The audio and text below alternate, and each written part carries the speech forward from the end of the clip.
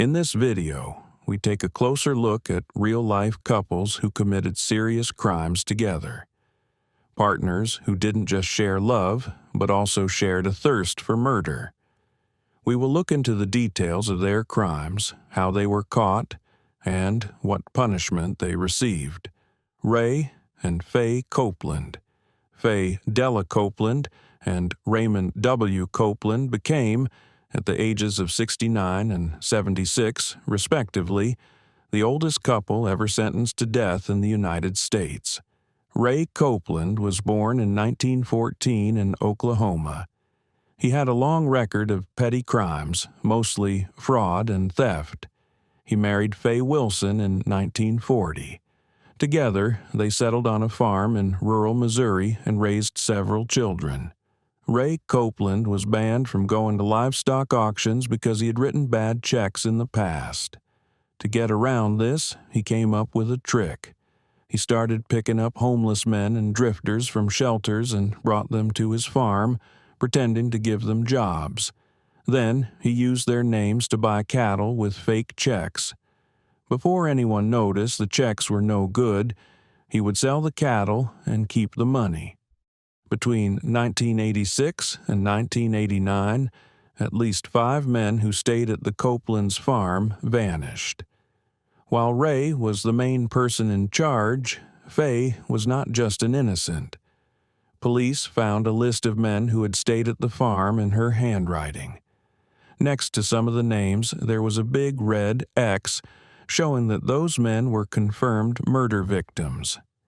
In 1990, both Ray and Faye Copeland were found guilty of multiple murders. At age 76, Ray was sentenced to death. Faye, age 69, received the same sentence. Ray died of natural causes in 1993, never executed. Faye's sentence was later changed to life in prison. She was released in 2002 due to ill health and died the following year in a nursing home. Alton Coleman and Deborah Brown. Alton Coleman and Deborah Brown were an American serial killer couple who committed a series of crimes across 6 states between May and July 1984.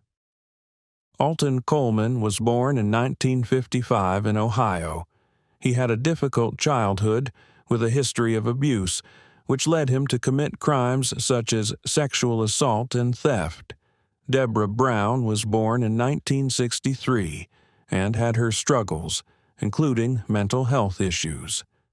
Coleman and Brown met in 1983, and their relationship quickly became dangerous. Coleman, who had already been convicted of rape, took control of Brown, leading her into a life of crime. On May the 29th, 1984, Coleman and Brown kidnapped their first victim, a 9-year-old girl named Vernita Wheat. They kidnapped her, raped her, and then killed her. Her decomposed remains were found on June 19th. In June 1984, Coleman and Brown encountered 2 young girls in Gary, Indiana, 9-year-old Annie Turks and her niece, 7-year-old Tamika Turks. The couple sexually assaulted the 2 children. Tamika's remains were found on June 19. Over the next few months, they continued their violent crimes across several states, including Indiana, Illinois, and Wisconsin. The couple's killing spree lasted from May to July of 1984, and almost 8 people died in their hands. On July 20th, 1984, Coleman and Brown were arrested in Evanston because of a tip from a witness. The state of Ohio convicted Coleman and Brown, finding them guilty of the rape and murder of Tawny Story in Cincinnati and Marlene Walters in Norwood. Coleman and Brown were both sentenced to death. On April 26th, Alton Coleman was executed by lethal injection in the death chamber at the Southern Ohio Correctional Facility in Lucasville. For his last meal, Coleman ordered a well-done filet mignon smothered with mushrooms, fried chicken breasts, a salad with French dressing, sweet potato pie topped with whipped cream, French fries, collard greens, onion rings, cornbread, broccoli with melted cheese, biscuits and gravy, and cherry Coke. Brown, who was originally sentenced to be executed in Ohio for her complicity in the crimes, had her death sentence changed to life imprisonment by Governor Richard Celeste in 1991. She is currently serving her sentence without possibility of parole at the Dayton Correctional Institution in Dayton. Judith and Alvin Neely, USA. Alvin Howard Neely, Jr., and Judith Ann Adams Neely are an American married couple who committed the kidnappings and torture murders of Lisa Ann Milliken and Janice K. Chapman. Alvin Howard Neely, Jr. was born in 1953 in Georgia, where he was a car thief during his teenage years. Judith Ann Adams was born in Murfreesboro, Tennessee, on June 7, 1964. In 1980, at the age of 15, Judith met Alvin Neely, who was 26 at that time, and shortly after they got married. On September 25, 1982, the Neelys abducted Lisa Ann Milliken, a 13-year-old girl from a Georgia shopping mall. Lisa was held captive and tortured over several days. Judith attempted to kill her by injecting household chemicals into her body. When those attempts failed, Judith fatally shot Lisa. Her body was thrown over a cliff in the Little River Canyon in Fort Payne, Alabama. Later, Judith called the police a few times and told them where Lisa's body was. They found it at the bottom of a canyon on a fallen tree. On October 4, 1982, the couple kidnapped Janice Chapman and John Hancock. Hancock was shot while Chapman was taken to the Neelys' motel room, where she was tortured and murdered. Hancock survived the shooting and was able to identify the Neelys as his attackers. Judith was arrested on October 9, 1982, and Alvin was taken into custody a few days later. In 1983, Judith Neely was tried in Alabama for the murder of Lisa Ann Milliken. The jury quickly found her guilty, and she was sentenced to death. Alvin Neely was later tried for the murder of Janice Chapman and was sentenced to life imprisonment. Judith's death sentence was later changed to life in prison by Alabama's governor in 1999, just days before her scheduled execution. Alvin Neely died in jail in 2005. Judith is currently at the Julia Tutwiler Prison for Women in Wetumpka, Alabama. Raymond Fernandez and Martha Beck. Raymond Martinez Fernandez and Martha Jewel Beck were an American serial killer couple known as the Lonely Heart Killers. They were convicted of one murder, are known to have committed 2 more, and were suspected of having killed up to 20 victims during a series of murders between 1947 and 1949. Raymond Fernandez was born on December 17, 1914, in Hawaii. His parents were from Spain. He grew up in Connecticut and later served in World War II. During the war, Raymond had a serious accident. A heavy metal hatch fell on his head. After that, people noticed he became moody, controlling, and sometimes violent. Martha Beck was born on May 6, 1920, in Florida. Her childhood was very difficult. People made fun of her for being overweight, and she suffered abuse at home. Martha and Raymond met through an ad in Lonely Hearts magazine in 1947. Fernandez was a con man who used these ads to defraud women, often seducing them and stealing their money. Between 1947 and 1949, Fernandez and Beck are believed to have killed as many as 20 women across several states. Fernandez would woo his victims, gain their trust, and then, with Beck's assistance, drug, or murder them when they became inconvenient. In 1949, Janet Fay, 66, became engaged to Fernandez and went to stay at his Long Island apartment. When Beck caught her in bed with Fernandez, she struck Fay's head with a hammer. Fernandez then strangled Fay. After that, they fled the crime scene. Beck and Fernandez traveled to Byron Center Road in Wyoming Township, Michigan, where they stayed with Delphine Downing, a 28-year-old widow with a 2-year-old daughter. On 28 February, Fernandez shot Delphine, and Beck drowned her daughter, and they buried the bodies in the basement.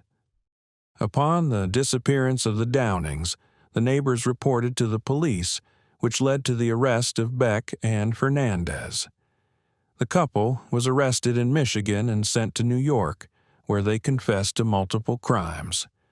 Both were found guilty of murder and sentenced to death. On March 8, 1951, Raymond Fernandez and Martha Beck were executed in the electric chair at Sing Sing Prison. Carol Bundy and Doug Clark, Douglas Daniel Clark, and Carol Mary Bundy were American serial killers known as the Sunset Strip Killers. Doug Clark was born in 1948. His father was in the Navy, so he moved around a lot as a kid. He was obsessed with sex and violence and often talked about disturbing fantasies. Carol Bundy was born in 1942. Her childhood was full of pain. She lost her mother young and was abused by her father. In 1980, Carol met Doug at a bar. Doug started telling her about his violent fantasies, and she also went along with it. Between June and August 1980, at least 6 young women were killed. Doug would pick up women along the strip, often sex workers, and shoot them, sometimes while in the middle of sex. He even kept body parts as trophies. Carol helped lure some of the women. She also cleaned up the crime scenes. She even killed her former lover, Jack Murray, because he had found out about her and Doug. 2 days later, Bundy gave in to stress and told her co-workers that she had killed Murray. They called the police, and the police arrested both Bundy and Clark on August 11, 1980. Doug was found guilty of 6 murders and sentenced to death. He stayed on death row for decades and died in prison on October 11, 2023. Carol made a deal with prosecutors to avoid the death penalty. She was given a life sentence and died in prison on December 9, 2003. Charles Starkweather and Carol Ann Fugate, USA.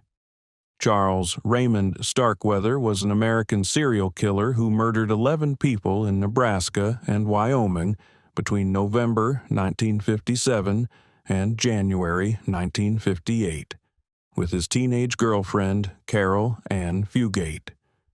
Charles Starkweather was born in 1938 in Lincoln, Nebraska. As a child, he struggled with a speech issue and was bullied in school. He grew angry and rebellious as he grew older. Carol Ann Fugate was born in 1943. She was just 13 years old when she met 18-year-old Charles. The two quickly started dating. On January 21, 1958, Charles fought with Carol's family. When they told him to stay away, he shot and killed Carol's mother, stepfather, and 2-year-old half-sister. Carol later claimed she was held hostage and didn't know what was happening. Starkweather and Fugate stayed at Fugate's house for a few days before fleeing. They drove to the farmhouse of 70-year-old August Meyer, one of Starkweather's family's friends who lived in Bennett, Nebraska. Starkweather killed him with a shotgun blast to the head. He also killed Meyer's dog. Over the next 8 days, Charles and Carol drove through Nebraska, killing anyone who got in their way: gas station workers, strangers who sheltered them, and even a wealthy couple in their home. By the time police caught them, 11 people were dead. Charles admitted to the murders and said Carol was with him the whole time. Carol claimed she was a prisoner and had no choice. In 1959, Charles Starkweather was found guilty and sentenced to death. He was executed in the electric chair at the age of 20. Carol Ann Fugate was tried separately. She was sentenced to life in prison but was released after 17 years for good behavior. Susan and James Carson, James Clifford Carson, a.k.a. Michael Bear Carson, and Susan Barnes, Carson, a.k.a. Susan Bear. Carson are American serial killers convicted of 3 murders between 1981 and 1983 in Northern California and the San Francisco Bay Area. James Clifford Carson was born in 1950. He lived an average early life, married with a child and working as an English teacher. Susan Barnes was born in 1941. Divorced and a mother of 2, she was drawn to spiritual movements and mystic ideologies. She met James in the late 1970s, and they got together. Susan and James changed their names to Mother Susan and Michael Bear. They believed they had been chosen by God to destroy witches whom they believed were hidden in plain sight. In 1981, they murdered Karen Barnes, a young woman, their roommate, in San Francisco. They claimed she was a witch who had cursed Susan. In 1982, they murdered Clark Stevens, a fellow worker at a marijuana farm in Humboldt County, after a dispute. They burned and buried his body in an attempt to cover the crime. In 1983, they killed John Hellier, a stranger they picked up while hitchhiking. Susan claimed he made her uncomfortable, so James stabbed and shot him in broad daylight on the side of the road. The Carsons were eventually arrested after a high-speed chase and manhunt. In custody, they confessed to all 3 murders and proudly explained that they were doing God's work by killing witches. They also claimed they had a list of targeted political figures and celebrities they believed were part of a global conspiracy. James and Susan Carson were both convicted of multiple murders and sentenced to 75 years to life in prison. As of June 2025, both Michael Bear Carson and Susan Carson remain incarcerated in California prisons. Gerald and Charlene Gallego. Gerald Armand Gallego and Charlene Adele Gallego, infamously known as the sex slave killers, were a married couple who committed a series of heinous crimes across the western United States between 1978 and 1980. Their crimes involved the abduction, sexual assault, and murder of at least 10 victims. Gerald was born on July 17, 1946, in Sacramento, California. His upbringing was marred by instability and abuse. By age 10, Gerald had his first felony conviction, leading to a criminal trajectory that included 23 arrests and multiple incarcerations. Charlene was born on October 10, 1956, in Stockton, California, and came from a supportive and affluent family. Her life started to change when she began using drugs and alcohol as a young adult. She had 2 failed marriages before meeting Gerald in 1977 at a Sacramento poker club. Between 1978 and 1980, Gerald and Charlene Gallego committed a series of crimes across California, Nevada, and Oregon. Their method involved Charlene convincing young women to get into their vehicle by offering them jobs or rides. Once inside, Gerald would take control, and the victims were then sexually assaulted and murdered. Some of their known victims include Sandra K. Butler, a 16-year-old woman abducted and murdered in 1978. Brenda Judd, 14, and Sandra Colley, 13, Abducted from the Washoe County Fair in Nevada in 1979, their remains were discovered in 1999. Stacy Redican and Karen Twiggs, both 17. Abducted from a Sacramento mall in 1980, their bodies were found in Limerick Canyon, Nevada. Craig Miller and Mary Elizabeth Sowers, a young couple abducted in 1980. Craig was shot and Mary Elizabeth was sexually assaulted before being murdered. The Gallegos were apprehended on November 17, 1980, after a witness noted their vehicle's license plate during an abduction. Charlene agreed to testify against Gerald in exchange for a reduced sentence. She was sentenced to 16 years and 8 months in prison and was released in 1997. Gerald was convicted of multiple murders and received death sentences in both California and Nevada. He died of cancer in a Nevada prison medical center on July 18, 2002, while awaiting execution. Erica and Benjamin Sifrit. Erica Elaine Sifrit and Benjamin Adam B.J. Sifrit are an American couple convicted of murdering 2 tourists, Joshua Edward Ford and Martha Margene Jeannie Crutchley, in Ocean City, Maryland, in 2002. Erica Elaine Grace was born in Roaring Spring, Pennsylvania. Benjamin Adam Sifrit was born in Esterville, Iowa. Erica and Benjamin married in 1998 when they were both 20 years old. Shortly after marrying, the Sifrits moved near Erica's hometown of Altoona, Pennsylvania. There, they opened and operated a scrapbook store. On May 25, 2002, the Sifrits met Joshua Ford and Martha Crutchley at a nightclub and invited them to their condominium.